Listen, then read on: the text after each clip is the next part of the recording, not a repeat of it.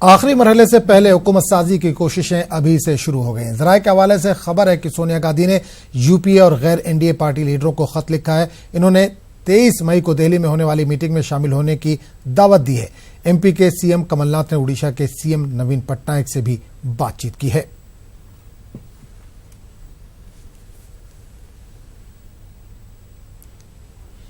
तो एक बड़ी खबर आ रही है दिल्ली से। आखिरी मरहले से पहले हुकूमत साजी की कोशिशें शुरू हो चुकी हैं। जराये के हवाले से यह खबर है कि सोनिया गांधी ने यूपीए और गैर एनडीए जो पार्टियां हैं उनके लीडरों को खत लिखा है। इन्होंने 23 मई को दिल्ली में एक मीटिंग होने वाली उसमें शामिल होने की भी दावत दी है। एमपी के मध्य प्रदेश के जो वजीर आला हैं कमलनाथ, उन्होंने उड़ीसा के वजीर आला नवीन पटनायक से भी इस सिलसिले में खास गुफ्तगू की है। और रंजिता इस वक्त हमारे साथ फोन लाइन के जरिए जुड़ रही हैं, उनसे बात करेंगे। रंजिता, अभी आखिरी चरण बाकी है, आखिरी मरहला बाकी है, सरकार बनाने की कवायद शुरू हो गई है। सोनिया गांधी ने पत्र लिखा है।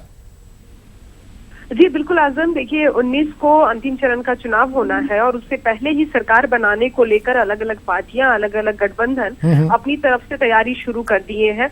एक तरफ अगर हम केसीआर और स्टेलिन के मुलाकात की बात करें तो तीसरे मोर्चे की सरकार बनाने की कवायद एक तरफ शुरू हुई है। वहीं दूसरी तरफ यूपीए चेयरपर्सन और कांग्रेस की पूर्व अध्यक्ष, राष्ट्रीय अध्यक्ष सोनिया गांधी ने जो तमाम यूपीए अलाइज पार्टियां हैं उनके प्रमुखों को पत्र लिखा है। और खास बात ये भी है आजम, इस पत्र के साथ साथ उन्होंने उन पार्टी प्रमुखों को भी पत्र लिखा है जो एनडीए से अलग है, तो इस चुनाव में एक बड़े स्टेक होल्डर के तौर पर उभर कर आ सकते हैं, जिसमें केसीआर के अलावा नवीन पटनायक उड़ीसा के सीएम और बीजू जनता दल के प्रमुख। इन तमाम जो सूत्रों के हवाले से खबर निकल कर आ रही है कि ये तमाम नेताओं को पत्र गया है सोनिया गांधी का और उनसे ये पूछा गया है कि 22 और 23 जो मई है उस दिन उनका दिल्ली में क्या कार्यक्रम रहेगा, क्या वो दिल्ली में रहेंगे। जो एक विपक्षी पार्टियों की बैठक होनी है उसमें शिरकत करने की बात उन्होंने कही है। इसके साथ ही खबर ये भी आ रही है कि कमलनाथ मध्य प्रदेश सीएम, उन्होंने नवीन पटनायक से बातचीत की है। तो कहीं ना कहीं सरकार बनाने को लेकर एक तैयारी शुरू कर दी गई है। कांग्रेस को ये उम्मीद है कि इस बार बीजेपी को पूर्ण बहुमत नहीं मिलने वाला है, तो ऐसे में जो जोड़ तोड़ की राजनीति होगी, जो लगातार जो पार्टियां ये कोशिश कर रही है कि एक कांग्रेस और बीजेपी इन दोनों से अलग जो एक गठबंधन हो उनकी सरकार बने, थर्ड फ्रंट की सरकार बने, उसको कहीं ना कहीं दरकिनार करते हुए कांग्रेस एक लार्जर पर्सपेक्टिव में यूपीए सरकार बनाने की कोशिश करेगी। तो क्या ये माना जाए रंजिता कि 3 हिस्से में बढ़ता हुआ देख रहा है, त्रिकोणीय दिख रहा है? कांग्रेस अपनी तरफ से कोशिश कर रही है यूपीए को लेकर, थर्ड फ्रंट अपनी कोशिश कर रहा है, एनडीए तो अपनी कोशिश कर ही रहा है।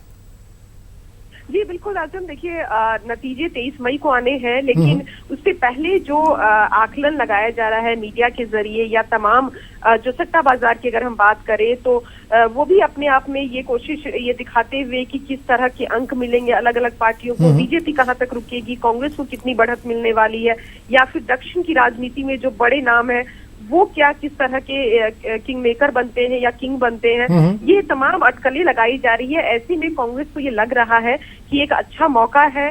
कहीं ना कहीं अगर कांग्रेस को बहुमत नहीं मिलता है या कांग्रेस की बढ़त नहीं होती है सीटों में, तो क्या एक गठबंधन की सरकार हो सकती है। क्योंकि अगर हम 2014 से पहले अगर 2009 के चुनाव की बात करें, यूपीए 2 की सरकार की बात करें, तो 190 पर कांग्रेस ने सरकार बना ली थी और पुनः मनमोहन सिंह पीएम बने थे। तो कांग्रेस को ये उम्मीद है कि 110 से 120 तक कांग्रेस को अकेले सीट मिल सकती है। और ऐसे में जो दूसरी पार्टियां हैं, जो बड़े स्टेक होल्डर होंगे, उनको अपने साथ लाकर एक यूपीए की एक सरकार बनाने की कोशिश कांग्रेस की है। चलिए, बहुत बहुत शुक्रिया रंजिता इससे तमाम जानकारी के लिए। जाहिर सी बात है नतीजे 23 तारीख को आएंगे, उसके बाद ही साफ होगा। लेकिन अभी से चाहे वो थर्ड फ्रंट की बात करें, चाहे वो कांग्रेस या यूपीए की बात करें या एनडीए की बात करें, सरकार बनाने के लिए जो भी कवायद होते हैं वो अपने हिसाब से उन्होंने कोशिशें उसकी तेज कर दी हैं। आगे बढ़ेंगे। दिल्ली में बीजेपी सदस्य अमित शाह ने मगरबी बंगाल की वजीर आला ममता बनर्जी पर निशाना साधा। इन्होंने कहा कि बंगाल में तशद्दुद के पीछे टीएमसी का ही हाथ है। विद्यासागर के मुजस्मे को टीएमसी कारकुनों ने तोड़ा। इन्होंने दावा किया कि इनके रोड शो पर 3 हमले किए गए। इन्होंने इलेक्शन कमीशन की कारकर्दगी पर भी सवाल उठाए हैं। श्रीमती ममता बनर्जी का आरोप है कि हिंसा भारतीय जनता पार्टी कर रही है। मैं ममता बनर्जी को एक बात बताना चाहता हूं कि आप सिर्फ 42 सीटों पर चुनाव लड़ रही हैं। भारतीय जनता पार्टी देश के हर राज्य में चुनाव लड़ रही है और हर राज्य में अलग अलग पार्टियों के खिलाफ, कांग्रेस पार्टी के खिलाफ, स्थानीय दलों के खिलाफ हमारा मुकाबला है, मगर कहीं पर भी हिंसा नहीं होती है। और 6 के 6 चरण में बंगाल में हिंसा होती है, इसका मतलब ही होता है कि हिंसा का कारण तृणमूल कांग्रेस है, भारतीय जनता पार्टी नहीं है। अगर भारतीय जनता पार्टी हिंसा करती तो हर राज्य में होनी चाहिए थी।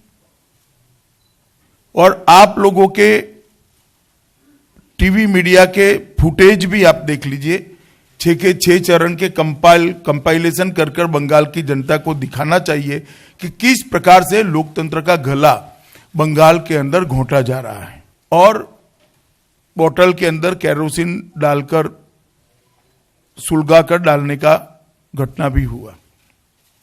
सुबह से पूरे कलकत्ता के अंदर ये रूमर थी कि यूनिवर्सिटी के अंदर से कुछ लड़के आकर दंगा करेंगे। पुलिस ने ना किसी को अरेस्ट किया, ना वहां पर कोई सिक्योरिटी की व्यवस्था की, ना उनको रोकने का प्रयास किया। ईश्वर चंद्र विद्यासागर जी की प्रतिमा जो कॉलेज के अंदर है, इसको कुछ ने तोड़ा। भारतीय जनता पार्टी के कार्यकर्ता अंदर थे ही नहीं, सारे के सारे बाहर थे, बीच में पुलिस थी। किसने तोड़ा? ये झूठे प्रकार की सिंपैथी कलेक्ट करने के लिए ममता बनर्जी के कार्यकर्ताओं ने ही ईश्वर चंद्र विद्यासागर की प्रतिमा को तोड़कर एक नाटक और एक षड्यंत्र रचने का काम किया है। सीनियर कांग्रेस लीडर गुलाम नबी आजाद ने कहा कि अमित शाह के रोड शो में तशद्दुद के लिए कुछ हद तक जिम्मेदार बीजेपी भी है। मगरबी बंगाल में बीजेपी का कोई सपोर्ट नहीं है, लेकिन मरकज में इख्तिदार की वजह से वो वोटों पर धांधली से कब्जा करना चाहती है। वायलेंस हो, हम वायलेंस के खिलाफ हैं। वायलेंस राजनीति में नहीं होना चाहिए, लेकिन इस वायलेंस के लिए भारतीय जनता पार्टी भी बहुत हद तक जिम्मेदार है।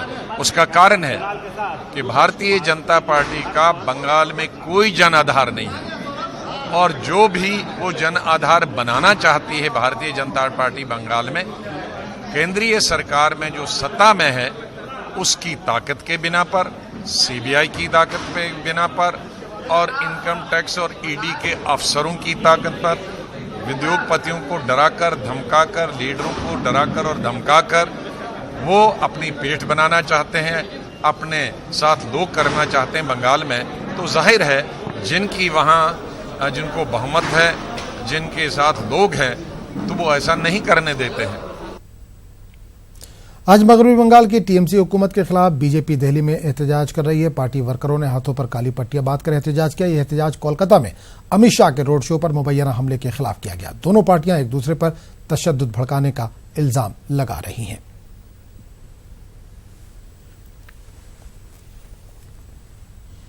और इस पूरे मामले पर बात करने के लिए हम सीधे रुख करेंगे दिल्ली का, जहां समाज नुमाइंदा रचना इस वक्त सीधे तौर पर जुड़ रही हैं। रचना, इससे पहले हमने देखा कि दिल्ली में बीजेपी की तरफ से एहतजाज किया जा रहा था, प्रदर्शन किया जा रहा था, काली पट्टियां बांध रखी थी और अपने होठों पर उन्होंने उंगलियां दबा रखी थी। चुप या खामोशी का एक मुजाहरा वहां पर कर रहे थे। इस वक्त किस तरह का मंजर देख पा रहे हैं? क्या ये प्रदर्शन अब भी जारी है वहां पर?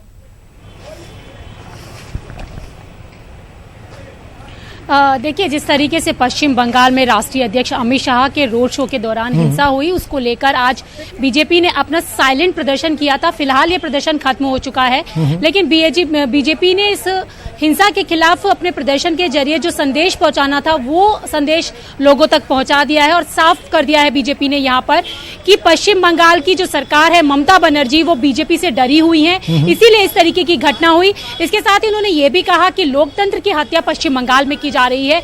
ममता बनर्जी इस कदर तक डरी हुई है कि या तो वो अन्य पार्टियों को वहां पर प्रचार करने की भी इजाजत नहीं देती, अगर प्रचार कोई करता है तो उस तरीके की घटनाएं यहाँ पर की जाती है। फिलहाल प्रदर्शन जरूर खत्म हो चुका है, लेकिन बीजेपी ने अपने प्रदर्शन के जरिए ये बात जरूर साफ कर दी है कि चाहे किसी भी तरीके से ममता बनर्जी दबाव बनाएगी, लेकिन बीजेपी वहां डरने वाली नहीं है।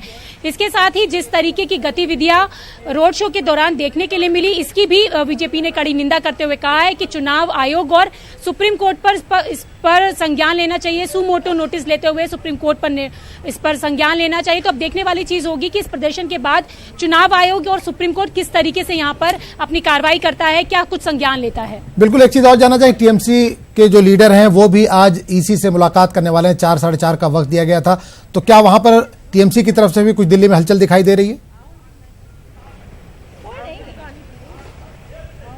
जी बिल्कुल, जिस तरीके से बीजेपी ने अपने यहाँ पर साइलेंट प्रदर्शन किया है, अब जो टीएमसी के कार्यकर्ता है वो भी चुनाव आयोग में जाएंगे, तो दोनों ही पार्टियां अपनी अपनी तरफ से अपना पक्ष रखती नजर आ रही हैं। अब 4:30 बजे वो किस तरीके से जाकर चुनाव आयोग में क्या कुछ शिकायत करती है, ये चुनाव आयोग की शिकायत दर्ज होने के बाद ही सामने आ पाएगा। तो कह सकते हैं कि जिस तरीके से वायलेंस वहां पर हुआ है, इसको लेकर बीजेपी भी अपना प्रदर्शन कर रही है। इसके साथ ही जो टीएमसी है वो भी बीजेपी पर आरोप लगा रही है। तो दोनों ही पार्टियां एक दूसरे पर आरोप यहाँ लगाती हुई नजर आ रही है। चूंकि जो लोकसभा 2019 का चुनाव है वो अपने अंतिम चरण में है, तो ऐसे में सरगर्मियां यहां जरूर देखी जा रही है। एक चीज और यहां पर रचना देखने को मिली है कि अमित शाह ने अपनी प्रेस कॉन्फ्रेंस में ईसी पर इल्जाम लगाया कि वो पक्षपात कर रही है बंगाल में, मगरबी बंगाल में वो सही से काम नहीं कर रही है, जबकि अभी तक जो देखा गया है वो अपोजिशन इस तरह के इल्जाम लगा रही थी।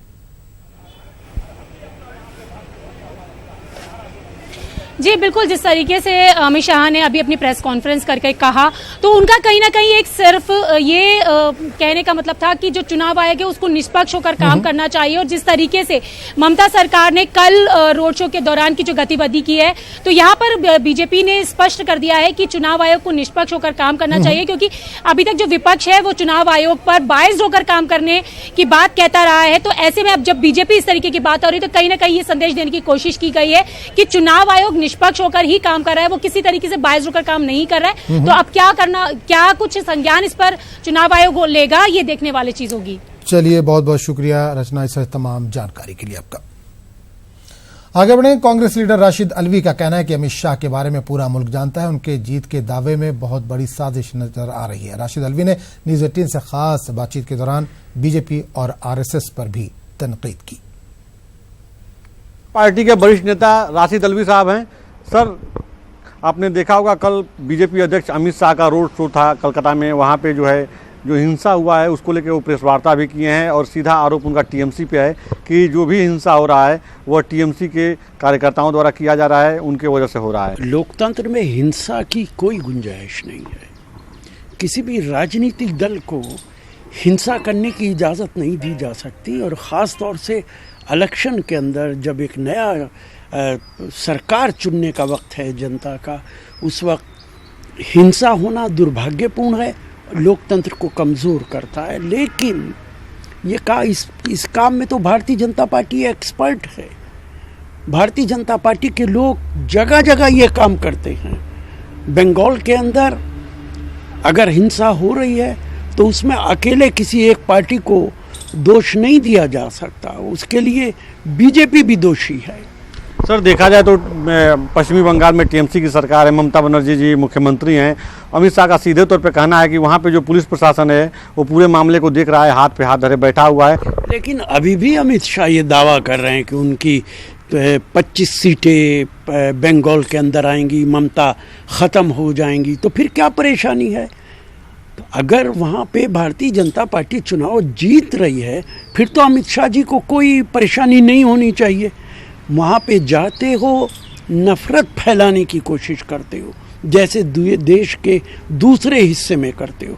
लेकिन हिंसा की कभी भी कांग्रेस पार्टी हिमायत नहीं करती है। किसने तोड़ा ये मुझे नहीं मालूम है, लेकिन आरएसएस इस मामले में एक्सपर्ट है कि वो नफरत फैलाने के लिए इस तरीके के काम करती है। स्टैचू तोड़ देगी, लोगों को मार देगी। नफरत फैलाने का काम भारतीय जनता पार्टी का है, लेकिन इसकी इंक्वायरी होनी चाहिए। एक विद्वान महान आदमी की प्रतिमा अगर तोड़ी गई है तो ये दुर्भाग्यपूर्ण है। न्यूज 18 से बात करने बहुत बहुत धन्यवाद सर। बहुत धन्यवाद। कैमरा पर्सन वैभव के साथ राजीव तिवारी, न्यूज 18 दिल्ली। बीएसपी सदर मायावती ने गुजरात के वजीर आला के तौर पर नरेंद्र मोदी के दौर को बीजेपी और मुल्क के फ़िरक़ावारियत के लिए एक दाग से ताबीर किया। लखनऊ में प्रेस कॉन्फ्रेंस से खिताब करते हुए मायावती ने कहा कि यूपी में उनका दौर हुकूमत मोदी जी से मुद्दत में कम था, लेकिन इस दौरान कोई फसाद नहीं हुआ।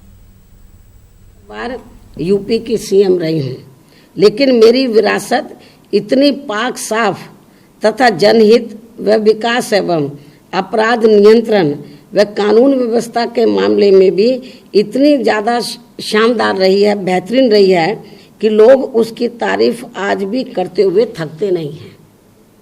जबकि पीएम श्री नरेंद्र मोदी मुझसे ज़्यादा समय तक गुजरात के सीएम जरूर रहे हैं, लेकिन उनकी विरासत ऐसी है जो न केवल उन पर बल्कि बीजेपी पर तथा देश के सांप्रदायिकता के इतिहास पर एक बोझ व काला धब्बा भी है। पाकिस्तान में कलअदम तंजीमों के खिलाफ क्रैक डाउन का सिलसिला जारी। अब्दुर्रहमान मक्की को लाहौर जेल भेज दिया गया। अब्दुर्रहमान मक्की को गुजरांवाला से गिरफ्तार किया गया। पाकिस्तान में जमात-उद-दावा का लीडर गिरफ्तार हो गया। आपको एक बार फिर बता दें कि पाकिस्तान में जमात-उद-दावा का लीडर गिरफ्तार हुआ है। अब्दुर्रहमान मक्की को गुजरांवाला से गिरफ्तार किया गया। अब्दुर्रहमान मक्की को लाहौर जेल भेज दिया गया है। पाकिस्तान में कलअदम तंजीमों के खिलाफ क्रैकडाउन जारी है। और इस पूरे मामले पर बात करने के लिए हम सीधे रुख करेंगे पाकिस्तान से। हमारे साथ कामरान साकी जो कि सीनियर जर्नलिस्ट है वो जुड़े हैं। कामरान साहब, आपसे जानना चाहेंगे, अब्दुर्रहमान मक्की को गिरफ्तार किया गया है, उसके बाद उसको जेल भेज दिया गया है, किस इल्जाम में गिरफ्तारी हुई है फिलहाल? देखिए, अभी तो क्योंकि गवर्नमेंट की जानिब से ही बयान जारी किया गया है कि उनकी गिरफ्तारी अमल में आ चुकी है और उन्हें गुजरांवाला से आज जो है वो जो है गिरफ्तार किया गया और अभी लाहौर की एक जो जेल है वहाँ पे मुंतकिल किया जा चुका है। अच्छा कदम है। और अगर पाकिस्तान तो पहले भी चाहता है कि उसकी जमीन जो है वो दहशतगर्दी के पास हो और यहाँ पे जो पाकिस्तान के नुकसान पहुंचाने वाले नासर हैं उनके दिल जो है वो गिरा तंग हो, लेकिन इसके लिए जरूरी होता है कि जो जिन लोगों को खदशात हो, चाहे वो भारत हो या आदमी हो, वो लोगों के खिलाफ काफी सबूत फराहम करे, ठोस वाहिद फराहम करे ताकि पाकिस्तानी अदालतें जो है उन्हें सजा दे सकें। गिरफ्तारी सिर्फ काफी नहीं होती, लेकिन जो उनके ऊपर इल्जाम हैं उस हवाले से आलमी जाती अगर उसमें मदद भी करे, सिर्फ जेल लिस्ट में नाम डाल देना, सिर्फ ब्लैकलिस्ट कर देना, सिर्फ आलमी जाती करा देना, ये काफी नहीं होता। किसी भी रियासत में, चाहे वो पाकिस्तान हो या इंडिया हो, उस शख्स के लिए खिलाफ कार्रवाई के लिए आपके पास ठोस शवाहिद मौजूद होने चाहिए जो पूरी दुनिया में है। आप किसी को भी जगहबंद नहीं रख सकते ज्यादा देर के लिए जब तक उसके ऊपर आप इल्जाम को साबित नहीं कर देते। और उसके लिए यकीनन जो है वो तमाम लोगों का और आदमी का बैठना होगा और चीजें शेयर करना होगा, इंटेलिजेंस जो है वो शेयर करना होगा ताकि मुस्तकबिल में किसी भी सरजमीन किसी के खिलाफ ना इस्तेमाल हो या उसके अपने भी खिलाफ ना इस्तेमाल ना हो, क्योंकि ये किसी के भी हक में है। चलिए, बहुत बहुत शुक्रिया कामरान साहब की इस तमाम जानकारी। आगे बढ़ेंगे। बांडीपुरा इस्मत दरी केस के खिलाफ वादी में अभी गमो गुस्से का माहौल है। आज भी वादी के कई मुकामात पर बंद है। उधर करगिल में भी तालिबात का बड़ा एहतजाज देखा गया। Government girls higher secondary school के बैनर तले हजारों तालिबात ने एहतजाज किया। इन तालिबात ने सड़कों पर उतरकर नारेबाजी करते हुए बांडीपुरा इस्मत रेजी मामले के मुजरिमीन को सख्त से सख्त सजा देने का मुतालबा किया। हालात के मद्देनजर इंतजामिया ने सिक्योरिटी के सख्त इंतजाम किए हैं। आसाम बोर्ड इम्तिहान के नताज का ऐलान हो गया है। लखीमपुर जिले के मेघाश्री बोरा ने टॉप किया है। मेघाश्री बोरा ने 600 में से 596 नंबरात हासिल किए। वादरा के साल 3,36,203 तलबा ने बोर्ड इम्तिहान में शिरकत की थी। महाराष्ट्र के देवेंद्र फडणवीस हुकूमत की जल युक्त शिविर योजना में अपोजिशन बदउनवानी की बात कह रहा है। वहीं महाराष्ट्र की फडणवीस हुकूमत अपोजिशन के इस इल्जाम को गलत बता रही है। देखिए रिपोर्ट।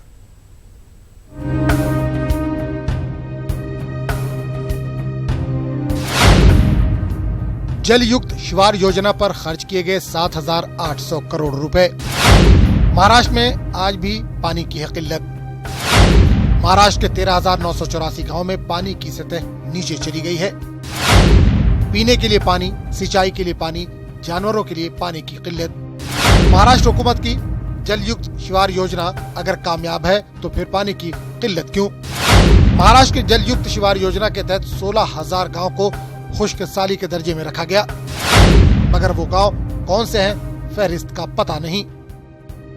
जलयुक्त शिवार योजना मामले में अपोजिशन पार्टी कांग्रेस ने इल्जाम लगाया कि बीजेपी ने गुज़िश्ता 5 साल में इस मंसूबे पर पैसा पानी की तरह बहाया, लेकिन जमीनी सतह पर बीजेपी की जलयुक्त शिवार योजना नाकाम रही। जलयुक्त शिवार की बात प्राइम मिनिस्टर ने सक्सेस रेट कहा कि हमारी योजना के कारण बहुत फायदा हुआ है, तो अगर फायदा होता है तो इतना सूखे की इतनी तीव्रता तो नहीं रहती थी। सवाल ये है कि उसका इम्प्लीमेंटेशन अगर ठीक ढंग से हो, इसमें इतना भ्रष्टाचार इन्होंने 4 साल में किया है कि योजना का सही फायदा लोगों तक नहीं पहुंचा है। कागज पे योजना रह गई है, मोदी जी भले उसकी चर्चा करते होंगे पर इम्प्लीमेंटेशन में शासन में बहुत ज्यादा उसमें घोटाले हुए हैं, क्योंकि की हालत इतनी गंभीर नहीं होती थी अगर योजना सही मानों में उसके ठीक इम्प्लीमेंटेशन होता था। वहीं एनसीपी ने बीजेपी पर इल्जाम लगाते हुए कहा कि ये सच है कि जलयुक्त शिवार योजना से फायदा अवाम को नहीं हुआ, बल्कि मौजूदा हुकूमत ने पैसा अपने करीबियों पर खर्च किए। अगर 5 साल में आपने हजारों करोड़ रुपए फूंके तो पानी कहाँ गया, इसका तो जवाब देना पड़ेगा। हमें लगता है जलयुक्त शिवार का ढोल पीटा गया कार्यकर्ताओं को पालन पोषण के लिए। अपोजिशन के इल्जाम पर बीजेपी का कहना है कि महाराष्ट्र हुकूमत ने हमेशा किसानों के फायदे के लिए काम किया है। दुर्भाग्य है कि अपने यहाँ बारिश थोड़ी कम आई, मगर इस बार देख लीजिएगा बारिश आते ही ये जलयुक्त शिवार का जिस तरह से पूरे महाराष्ट्र में काम हुआ है ऐसा कहीं हुआ नहीं है। ये पानी को रोकना, बैकअप करना, सारे खड्डे कर देना, नदियों को वाइडन करना, ये इतने काम हुए। महाराष्ट्र में मौजूदा हुकूमत जलयुक्त शिवार योजना को किसानों के लिए फायदेमंद बता रही है, तो वहीं अपोजिशन योजना में बदउनवानी का दावा कर रही है। हकीकत यह है कि फायदे और बदउनवानी की चक्की में पिस रहा किसान आज भी पानी के लिए परेशान है। गुज़िश्ता साल 74.3% बारिश होने के बावजूद भी महाराष्ट्र के 13,984 गाँव में पानी की सतह 1 मीटर नीचे गिर गई है। तो फिर महाराष्ट्र हुकूमत की इस योजना को क्या कहेंगे? Bureau report, news 18 Urdu.